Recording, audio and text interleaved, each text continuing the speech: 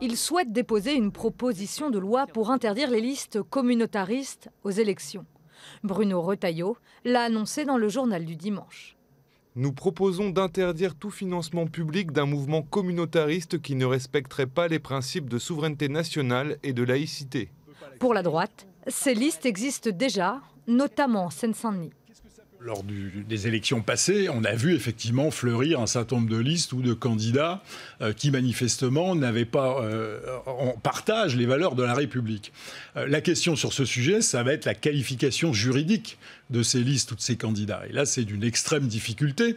Et même lorsque nous l'aurions qualifié, je pense que certains seront suffisamment habiles pour contourner le cadre juridique que nous aurons pu instaurer. Pour l'heure, les conseillers municipaux ne sont pas soumis à une obligation de neutralité religieuse.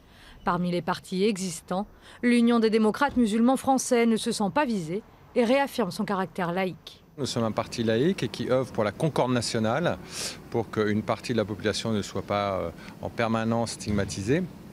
Mais c'est dans une optique réellement de concorde nationale et de citoyenneté généralisée. Donc nous sommes en fait une bonne nouvelle pour la démocratie, puisque nous allons permettre à tous les Français de s'exprimer, et en partie ceux qui sont justement actuellement stigmatisés pour des questions de bout de tissu.